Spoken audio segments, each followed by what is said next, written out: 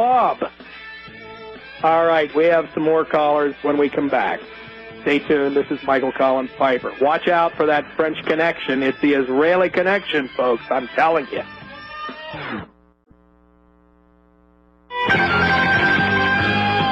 All right, ladies and gentlemen, let's give the gun banners, the people who hate our Second Amendment, let's give them a scare by giving a big, loud, friendly endorsement to the Knob Creek machine gun shoot this weekend. That's the Knob Creek Gun Range in Knob Creek, Kentucky.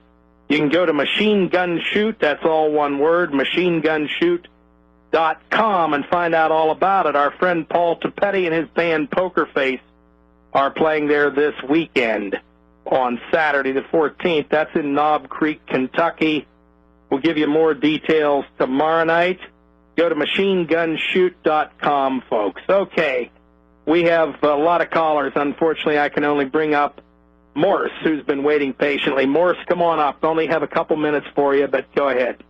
It's been really intriguing. I think I probably heard maybe 9 different scenarios. One thing that I wanted to bring up was the fact that, are you familiar with the book that Galen Ross wrote? Yes, I am. Mm-hmm. Okay. The reason I was asking that, one of the things you said I thought was pretty interesting is a lot of times people don't even know that they're doing this, for the Mossad. Like maybe Timothy McVeigh didn't know that Middle Eastern people were going to help him, so to speak. Right, exactly. Or like 9/11, Right. And let me put it this way. I'll just say this much. I don't think there was a single Jewish gunman in Dallas. I don't think there was any gunman in Dallas who pulled the trigger who knew that even necessarily he was working for the CIA or the Mossad. Right. They keep these things compartmentalized, so you made a very good point there, Morse. Right, and also I think you're also dead on with the fact that, no pun intended, yeah. The fact that 2 people came up to you, it almost, if you look at France and you look at Algeria, okay, you look at Quebec, in Canada, you look all over the world, it doesn't matter where you go, but you always see this French connection. Absolutely. On every single continent. Mm-hmm. You see this French connection. And so, I haven't read your book, and I haven't even read Mr. Ross's book. I've just had people tell me about it. Right. He actually even named the shooter, and I don't know if your book goes into anything like that, but I'm going to get them both and read them. Oh, that's, that's all I can encourage people to do, you know what I mean? I've, and I do that on every subject, whether it's, the Kennedy assassination. I mean, I've read virtually all the books that have come out on the Oklahoma City bombing, and I've tried to read all the ones on 9/11, and that's just what I encourage people to do. I don't expect people to buy me on every line. They can make up their own, I always say, final judgment. Yeah, what did you think about Mr. Ross's take on it as far as... Well, I think his overall take is on the mark. I quibble with a few details that he has in the book as to who may have been the gunman, and so forth, but like I always say, those details are really inconsequential. I think he and I are on the same page in the respect that we both say that these were very, very high-level forces represented in the international banking community, in the international power blocks that I wouldn't say rule our world, misrule our world. So, we'll quibble on the details, but I think essentially we're on the same page. Yeah, I think, that it doesn't matter if it's 9/11 or whatever. I mean, it's kind of like in people's minds, even though I don't really think it's really true, that people recognize France being around longer than Israel. That they've all been around, and they've all been the one using, watch my other hand. That's right. One hand washes the other. That's how that works. It's kind of like a magic trick. All right, Morse, thanks for your call. Good input there in just a few minutes, but I appreciate it.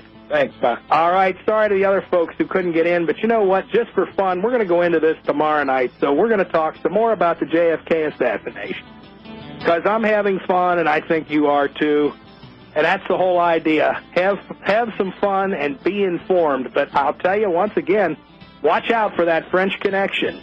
It'll get you in trouble. All right, stay tuned for some real good programming ahead here, and I'll see you here tomorrow night. Thanks, ladies and gentlemen. Have a good evening.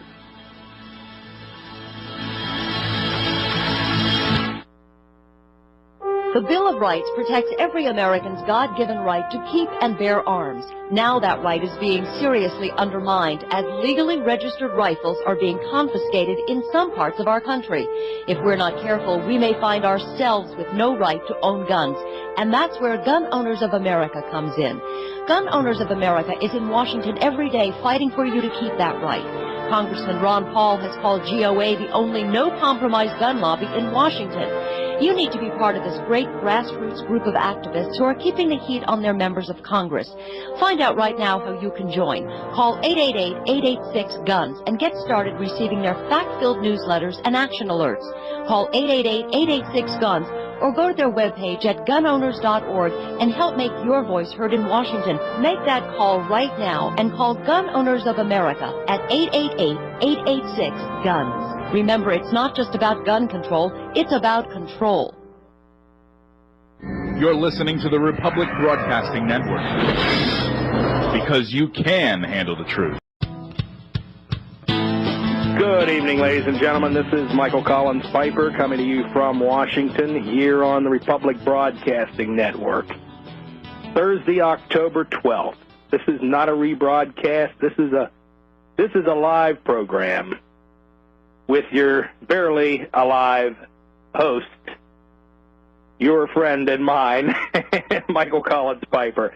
Folks, just want to remind you, this coming weekend in Knob Creek, Kentucky, as I mentioned last night, is the semi-annual machine gun shoot.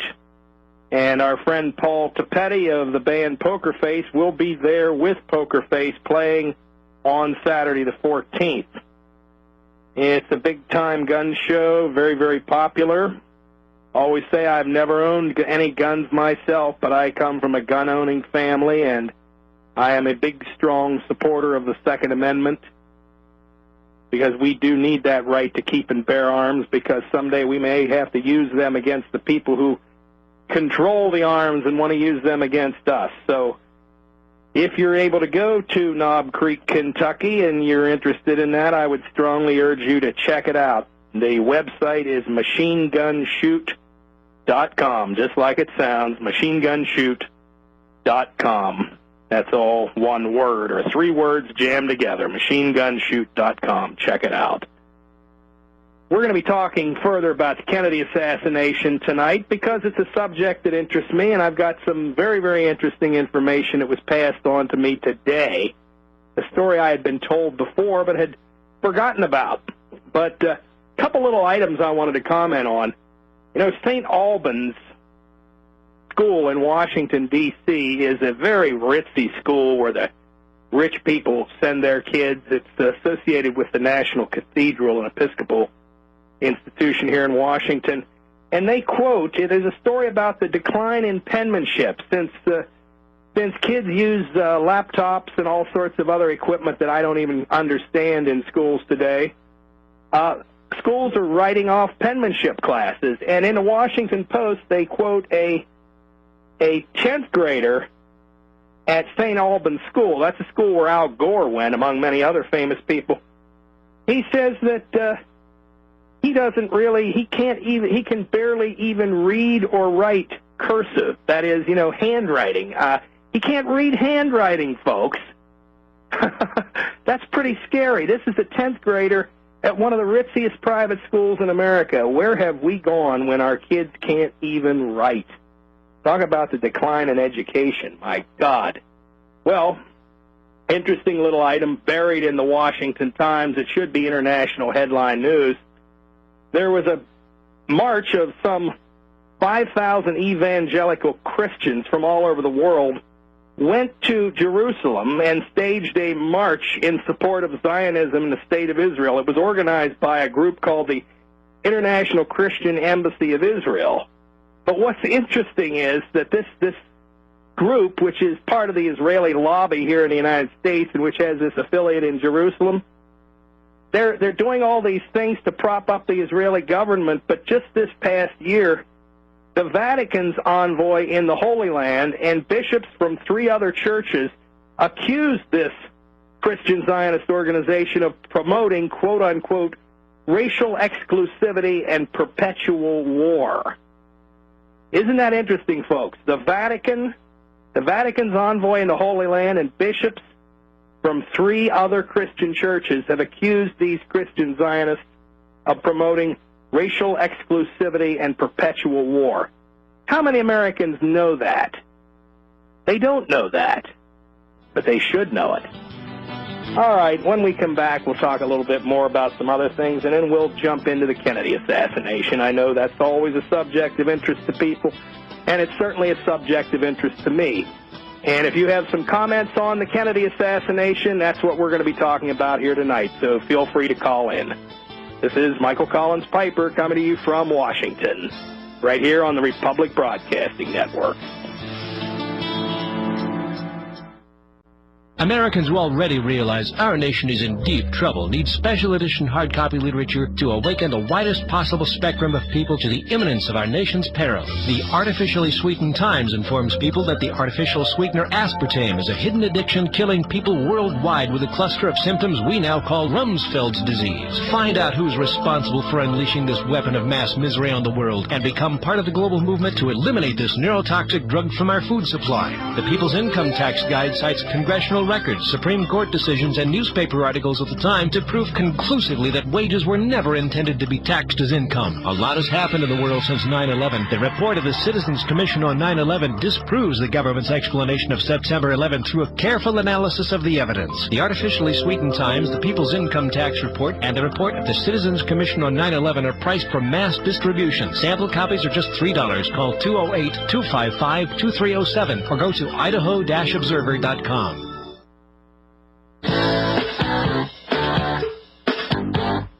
All right, ladies and gentlemen, welcome back. This is Michael Collins Piper coming to you from Washington. Washington, I always remind you, is the headquarters of American Free Press. You can check out the website of American Free Press at americanfreepress.net. Today is the day that American Free Press goes to the printer, and I was down there at the office today checking in and seeing what's going on down there, and I also wrote a little piece for the paper about a brief interview I did a couple days ago with Iranian filmmaker Nadir Talebzadeh. I've mentioned him on this program before. He was at our big conference over Labor Day weekend in Washington. John Statmiller had the opportunity to meet him, as did all the other folks on hand. Nadir is an Iranian Muslim, but he's now putting together a $5 million film, which is basically complete and soon to be released, a Muslim portrayal of the life of Jesus Christ. And needless to say, it's a very favorable portrayal of Jesus Christ. And in the course of our interview, Nadir mentioned to me that he found in his travels around here in the United States, he's very, very impressed with the American people. And for those listeners down in Texas, I want to tell you, he's very impressed with the state of Texas and the people of Texas. And in fact, the documentary he's making here in the United States is going to be called From Tehran to Texas, and it's a documentary about his meetings with Americans who don't think the United States should be going to war against Iran. And, of course, most people around the world don't think that. The only people, as I pointed out, that really want the United States to go to Iran are George Bush and a handful of his advisors and the Israeli lobby and its supporters here in the United States. But everybody else in the United States is opposed to it. But in the course of my interview with Nadir, he mentioned that he had been over to a briefing held by Congressman Dennis Kucinich on Capitol Hill. He had assembled a group of experts on Iran and the Middle East, and they basically concluded that, yes, the Bush administration is gearing up for war. That's a war that's going to be, well, as one person put it, if you liked Iraq, you're going to love the war against Iran. It's going to be global confusion. It's going to be global chaos that comes out.